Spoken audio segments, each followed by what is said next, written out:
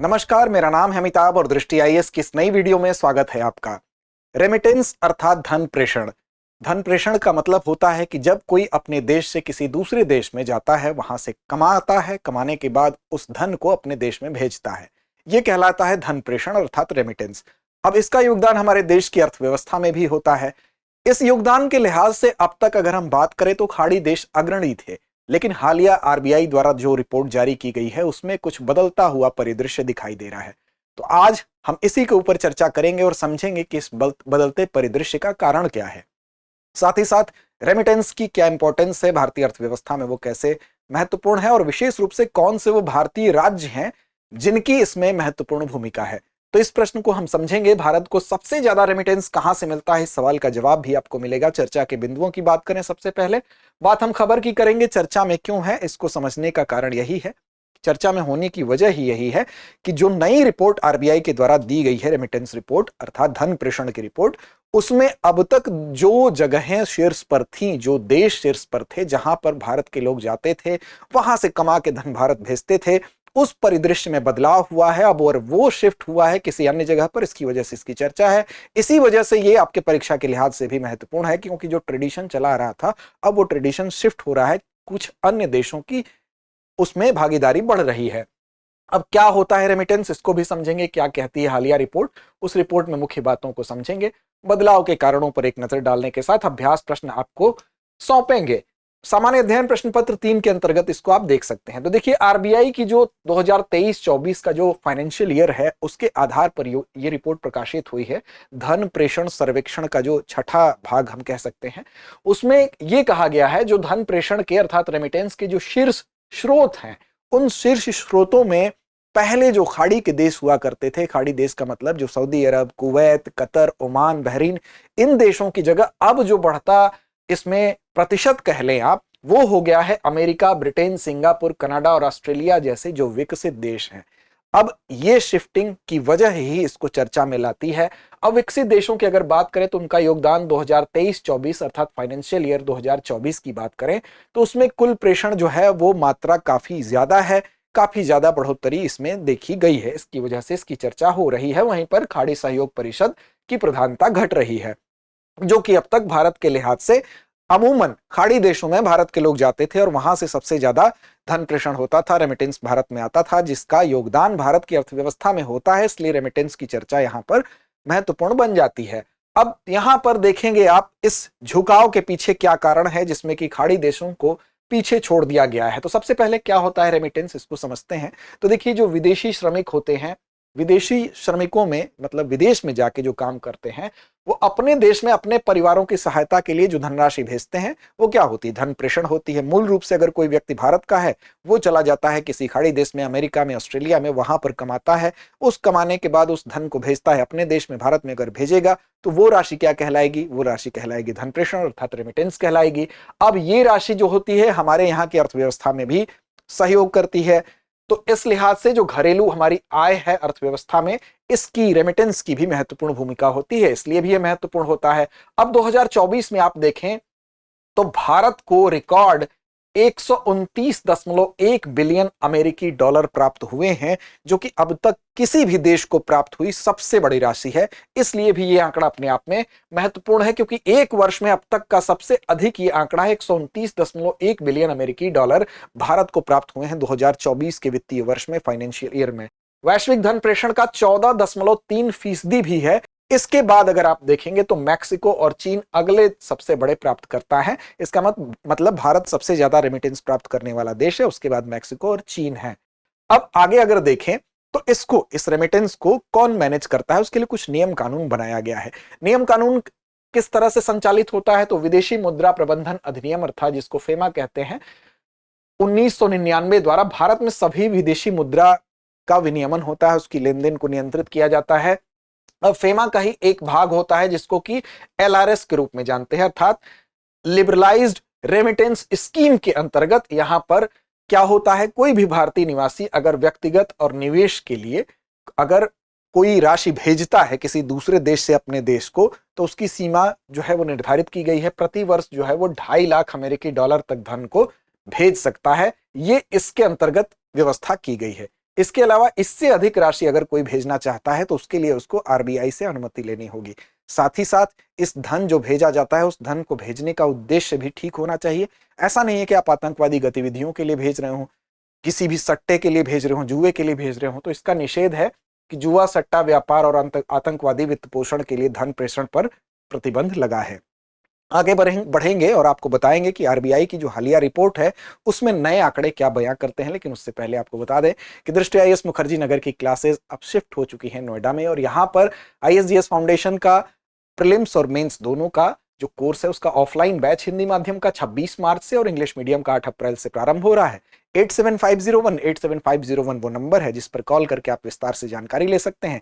इसके अलावा करोल बाग शाखा की बात करें तो हिंदी माध्यम का एसजीएस फाउंडेशन बैच 21 अप्रैल से 11:30 बजे से प्रारंभ हो रहा है। अब क्या कहती है हालिया रिपोर्ट, तो देखिए इसमें भारत को पारंपरिक रूप से ही, मतलब हमेशा से ही उच्च प्रेषण प्राप्त होता रहा है, हाई रेमिटेंस प्राप्त होता रहा है, लेकिन ये आंकड़े और ज्यादा बेहतर है।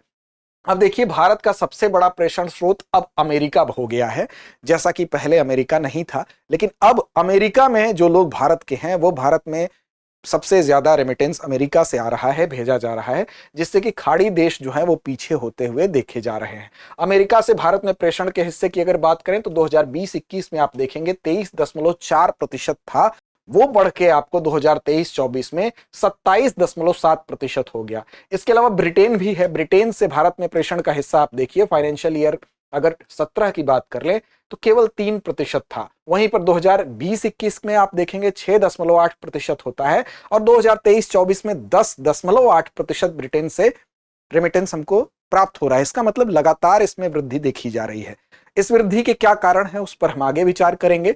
अमेरिका और ब्रिटेन को अगर मिला दिया जाए तो कुल जो प्रेषण है, कुल जो रेमिटेंस है वो फाइनेंशियल ईयर 2024 में अब 40% तक पहुंच गया है, जो कि 2017-18 की तुलना में आप देखें जब वो केवल 26% था। तो 26% से बढ़ के 2017 से 2000 आप फाइनेंशियल ईयर 2024 में आप देख रहे हैं वो पहुंच गया 40% पर। वहीं पर अगर खाड़ी देशों से इसको कंपेयर किया जाए तो खाड़ी देशों के लिहाज से ये प्रतिशत 38% है, अर्थात वो पीछे छूट गए हैं और इन देशों ने उनको क्रॉस कर लिया है। अब 2020-21 में दूसरे स्थान, अब यूएई की बात अगर करें कि जो कि 2016-17 में यूएई आप देखेंगे 26.9% शेयर के साथ भारत में सबसे अधिक प्रेषण कहां होता था, यूएई से होता था। सबसे ज्यादा लोग यूएई जाते थे, वहां से कमा के पैसा भेजते थे यहां पर। तो ये 26.9% शेयर था, 2016-17 की बात है। लेकिन 2020-21 तक आते आते उसमें गिरावट देखी गई और ये दूसरे स्थान पर आ गया। अभी हाल में आप देखें सऊदी अरब की बात कर ले तो 2017 में आप 11.6% से 24 में 6.7% में हो गया। लगातार ये खाड़ी देशों में आप देख रहे हैं गिरावट देखी जा रही है। अब इस प्रकार यूएई का वर्तमान में आप देखें तो 19.2% है अभी है 2023-24 के अनुसार। अमेरिका और ब्रिटेन की अगर बात करें तो रेमिटेंस का 40% भेजते हैं जैसा कि मैंने आपको शुरू में बताया, और खाड़ी देश 38% पे। इस तरह से अमेरिका और ब्रिटेन अब पहले स्थान पर आ गए हैं। अन्य विकसित देशों में भी आप अगर देखें तो रुझान वहां पर भारत के लोग अब ज्यादा जा रहे हैं और वहां से ज्यादा रेमिटेंस आ रहा है। जहां सिंगापुर का हिस्सा देखिए फाइनेंशियल ईयर 17 में देखें 5.5% था और फाइनेंशियल ईयर 24 में ये 6.6% हो गया। ऑस्ट्रेलिया का भी देखें फाइनेंशियल ईयर 2024 में 2.3%। सबसे ज्यादा प्रेषण प्राप्त करने वाले राज्यों पर अगर नजर डाला जाए, अब एक बार इसकी भी बात कर लें कि भारत से अब रेमिटेंस किस राज्य में सबसे ज्यादा प्राप्त कर रहे हैं, किस राज्य के लोग, तो महाराष्ट्र इसमें अभी पहले नंबर पर है 20.5% के साथ। इसका मतलब महाराष्ट्र के लोग बाहर में हैं और वहां पर महाराष्ट्र में सबसे ज्यादा रेमिटेंस राज्य के लिहाज से प्राप्त हो रहा है। इसके अलावा 2020-21 में 35.2% था। तो एक तरह से देखें तो महाराष्ट्र में गिरावट है, लेकिन गिरावट के बाद भी अभी वो क्या है, पहले पायदान पर बना हुआ है। केरल की बात कर लें तो 19.7%, 2020-21 में 10% से इसकी वृद्धि हुई है। मतलब जो 2020-21 में 10% था तो केरल अब बढ़ के 19.7% हो गया है। तमिलनाडु है इसके बाद 10.4% है। अन्य प्रमुख राज्यों में तेलंगाना और कर्नाटक भी प्रमुख है जो क्रमशः 8.1% और 7.7%। तो इन राज्यों को भी आप देखें इस लिहाज से पहले पायदान पर प्रतिशत में गिरावट के बाद भी महाराष्ट्र पहले पायदान पर आपको दिखाई दे रहा है, उसके बाद आपको केरल दिखाई दे रहा है, फिर तमिलनाडु दिखाई दे रहा है। अब सवाल उठता है कि ये जो मामला पूरा का पूरा शिफ्ट हुआ है इसका कारण क्या है। क्या कारण है कि जो विकसित देश हैं वहां पर अब लोग ज्यादा भारत के जा रहे हैं या वहां से ज्यादा धन प्रेषित हो रहा है भारत की तरफ, रेमिटेंस भारत की तरफ ज्यादा आ रहा है। तो देखिए, एक तो कारण यह होगा कि जो भी उन्नत देश हैं, जो विकसित देश हैं, वहां पर भारत के लोगों के लिए कंडीशन बेहतर हुई होगी, या वहां पर जो स्थिति में गिरावट थी उसकी अपेक्षा अब स्थिति ठीक हुई होगी, और दूसरा खाड़ी देशों में स्थिति विपरीत हुई होगी। सिंपल कारण तो यही है। एक एक करके देखते हैं। तो देखिए, उन्नत देशों में जो रोजगार के अवसर हैं वो बेहतर हुए हैं। बेहतर इसलिए भी हुए हैं क्योंकि कोविड-19 का जो समय था वो बहुत खराब था। तो उस समय के बाद आप देखेंगे तो स्थिति बेहतर होती हुई ही दिखेगी, क्योंकि उस समय नौकरियों की स्थिति बहुत खराब थी। अब क्या है, जो विशेष रूप से अमेरिका जैसे देशों में रोजगार के क्षेत्र में स्थिति बेहतर हुई है। तो उसका परिणाम यह हुआ है कि जो स्किल्ड भारतीय थे, जो कुशल भारतीय थे, उनके लिए अब अधिक सैलरी वाली नौकरियां वहां पर मिल रही हैं। तो एक तो ये कारण है। इसके अलावा कोविड-19 के बाद अमेरिकी नौकरी बाजार में सुधार देखा गया और भारतीय पेशेवरों का अब धन प्रेषण बढ़ा है। इसका मतलब वहां हाई सैलरी लोग पा रहे हैं और भारत की तरफ अब वो धन आ रहा है।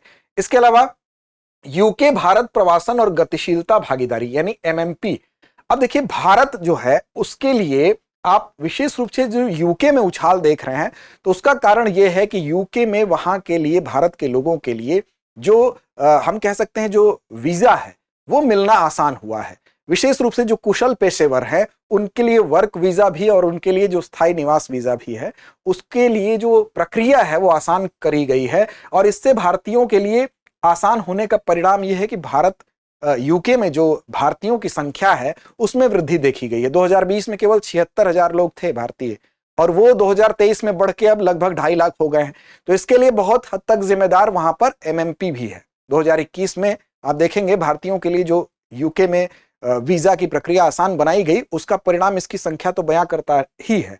तो जो वहां की नीति है, एमएमपी है, उसकी वजह से ये आपको वृद्धि देखने को मिल रही है। और ठीक इसी तरह से आपको कनाडा और साथ साथ ऑस्ट्रेलिया में भी आपको वहां की पॉलिसीज में जो चेंज है उसकी वजह से ये रिजल्ट आपको पॉजिटिव दिखाई दे रहा है। क्योंकि कनाडा में इसी प्रकार एक्सप्रेस एंट्री है, और ऑस्ट्रेलिया में आप बात करें तो वहां की जो आवर्जन प्रणाली है उसमें क्या है, जो भारतीय कुशल पेशेवर हैं, जो स्किल्ड माइग्रेशन प्रोग्राम वहां चलता है, उसकी वजह से इन स्किल्ड लोगों के लिए वहां पर वीजा मिलना और स्थायी निवास का जो वीजा है उसका मिलना आसान हो गया है। और वहीं खाड़ी देशों में आप देखेंगे तो खाड़ी देशों में एक तो अवसरों में गिरावट हुई है, क्योंकि आर्थिक विविधीकरण और स्वचालन मतलब ऑटोमेटेशन के कारण वहां पर क्या हुआ है कि जो अवसर हैं वो कम हुए हैं। और साथ साथ खाड़ी देशों में अब भारत से जो श्रमिक जाते हैं वो स्किल्ड नहीं, क्योंकि स्किल्ड वाले तो चले गए अच्छी जगहों पर विकसित देशों में। अब जो कम स्किल्ड लोग हैं वो यहां पहुंच रहे हैं, और कम स्किल्ड लोगों के लिए, कम कुशल भारतीय श्रमिकों के लिए वहां पर जो पहले डिमांड थी वो डिमांड अब उतनी नहीं रह गई है, वो डिमांड कम हो गई है। इसके अलावा सऊदी अरब और यूएई की जो वहां की अपनी राष्ट्रीय नीतियां हैं, उन नीतियों के अंतर्गत वहां के जो स्थायी निवासी हैं अब उनको वरीयता देने की वजह से वहां पर भारतीय कम स्किल्ड जो श्रमिक हैं उनकी डिमांड पहले की तुलना में काफी गिर गई है। इसलिए भी ये गिरावट आपको दिखाई दे रही है। इसके अलावा भारत में प्रवासन पैटर्न में भी बदलाव आया है। जो मैंने आपको बात कही कि जो स्किल्ड लोग हैं, विशेष रूप से अगर बात करें, विशेष रूप से हमारा उद्देश्य है कहना जहां पर शिक्षित जनसंख्या ज्यादा है, मतलब ज्यादा स्किल्ड लोग हैं। विशेष रूप से आप देखें जो दक्षिण भारतीय राज्य जिसमें केरल, तमिलनाडु, आंध्र प्रदेश, तेलंगाना के जो स्किल्ड लोग हैं जिनके संख्या ज्यादा है, तो अब वो खाड़ी देशों को अपने चुनाव में अपने वरीयता में न रख के अब वो क्या करते हैं, विकसित देशों को प्राथमिकता देते हैं, तो वो वहां चले जाते हैं। बाकी जो कम स्किल्ड जो जनसंख्या हमारी है, विशेष रूप से हमारे जो उत्तर प्रदेश, बिहार, राजस्थान के श्रमिक हैं, वो ही खाड़ी देशों में चले जाते हैं। और अब एक तो ये कम स्किल्ड पहुंच रहे हैं खाड़ी देश में, और वहां पर कम स्किल्ड श्रमिकों की मांग पहले की तुलना में कम हो गई है, स्थानीय निवासियों को वरीयता दी जा रही है। तो इसकी वजह से ये कंडीशन देखने को मिली है। अब ये वो कारण है जिसकी वजह से आपको दिखाई दे रहा है शिफ्ट होता हुआ जो मोमेंटम हम कह सकते हैं या प्रतिशत वृद्धि कह सकते हैं, वो विकसित देशों की तरफ। साथ ही शिक्षा प्रेरित प्रवासन और धन प्रेषण में वृद्धि। इसका मतलब यह हुआ कि विकसित देशों में जो भारतीय छात्र पढ़ने जाते हैं उनका प्रतिशत भी ठीक ठाक है विकसित देशों में, और वो क्या करते हैं, वहां पढ़ाई करते हैं। पढ़ाई करने के बाद वहीं पर वो फिर अगर कोई नौकरी मिलती है तो वहां नौकरी भी करने लगते हैं और वहां से धन प्रेषित होने लगता है, तो रेमिटेंस आने लगता है। ये भी एक कारण है कि विदेशों में पढ़ने वाले जो भारतीय छात्रों की संख्या विशेष रूप से विकसित देशों में वो बढ़ी है, और कई छात्र पढ़ाई पूरी करने के बाद वहीं पर काम करने लगते हैं। विदेशों में भारतीय छात्रों की संख्या अगर आप देखें तो कनाडा में 32%, अमेरिका में 25.3% और ब्रिटेन में 13.9%, ऑस्ट्रेलिया में 9.2%।